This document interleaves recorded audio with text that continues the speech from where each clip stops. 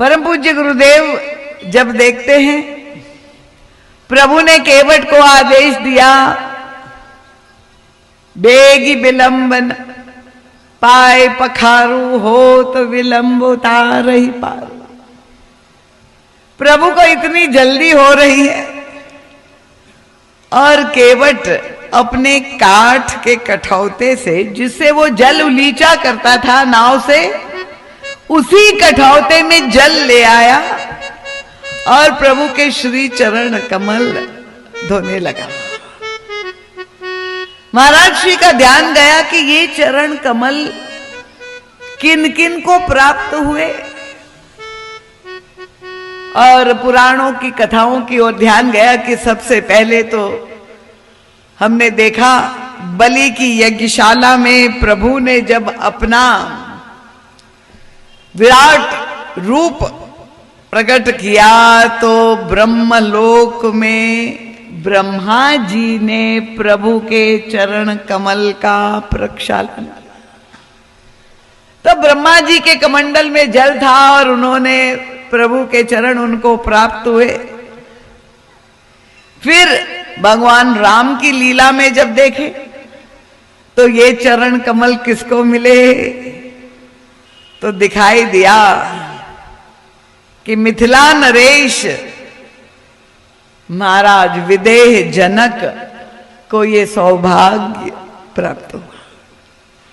जब प्रभु दूल्हे के रूप में मंडप में प्रवेश करते हैं तब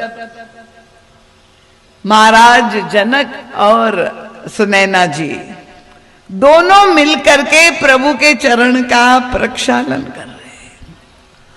और देखिए जनक जी की स्थिति क्या है, प्रभु का स्वागत करने के लिए कितना प्रबंध किया है जनक जी ने। पहले तो पूरे मखमली लाल पावड़े बिछाए रेशमी प्रभु के चरण जब पधार रहे हैं, मणिमाणिक्य से मंडप बनाया और जो वेद मंत्रों से प्रभु की स्तुति की, वंदना की।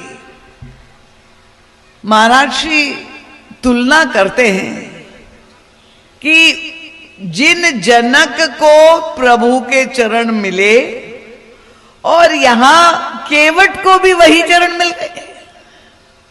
केवट ने क्या प्रबंध किया प्रभु के स्वागत के लिए, उनका पलक पावड़े, प्रभु का स्वागत करना तो दूर, यहां तो प्रभु खड़े हुए हैं और केवट बैठा हुआ है। और मणिमाणिक्य का मंडप का तो सवाल ही नहीं, खुला आकाश है और प्रभु रेती में बालू में खड़े हुए। महाराज जनक ने सोने का स्वर्ण का थाल लेकर और प्रभु के चरणों का प्रक्षालन किया।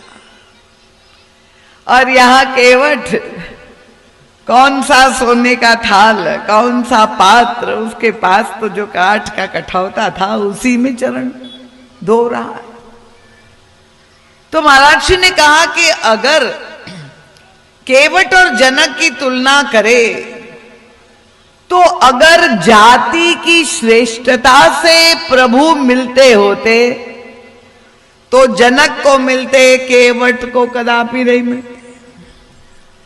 अगर वैभव की विशिष्टता से, धन संपत्ति के आधिक्य से प्रभु मिलते होते तो जनक को मिलते, केवट को नहीं।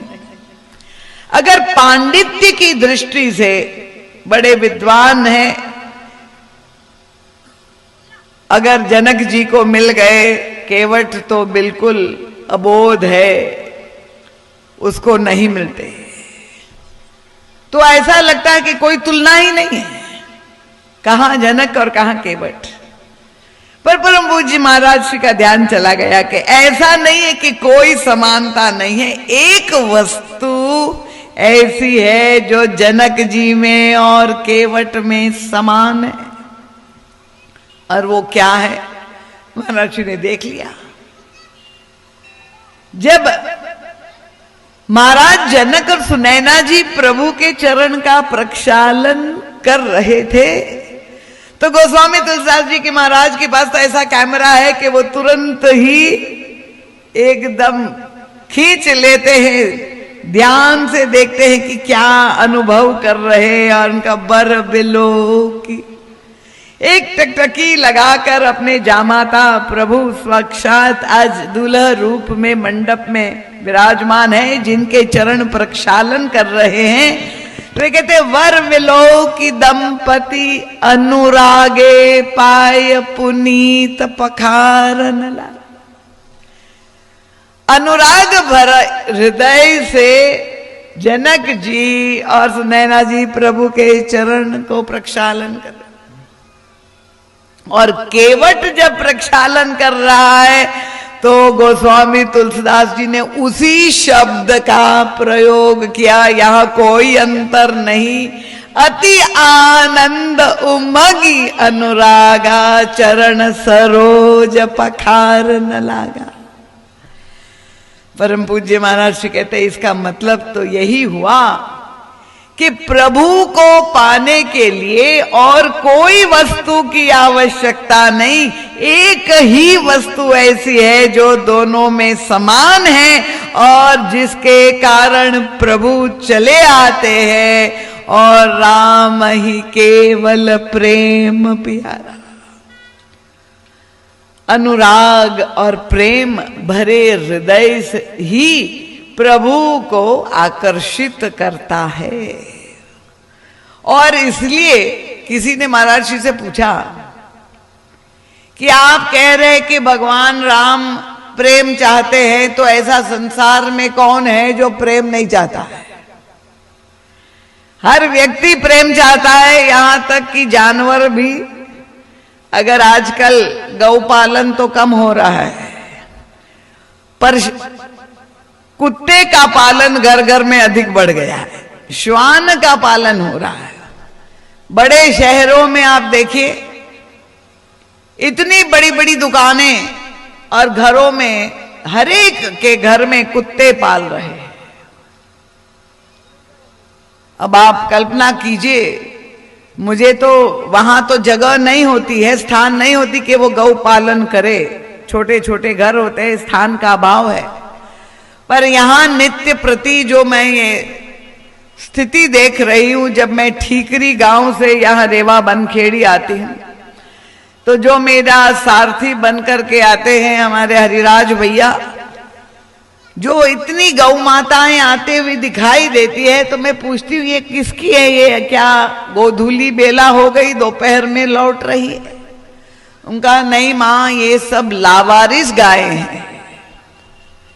जब वो दूध देना बंद कर देती है तो गांव वाले उसको निकाल करके बाहर कर देते हैं, और इस तरह से वे भटकती रहती है भोजन के लिए। कल्पना कर लीजिए, ये भारतवर्ष और सनातन धर्म में जहां गौ माता में 33 कोटि देवता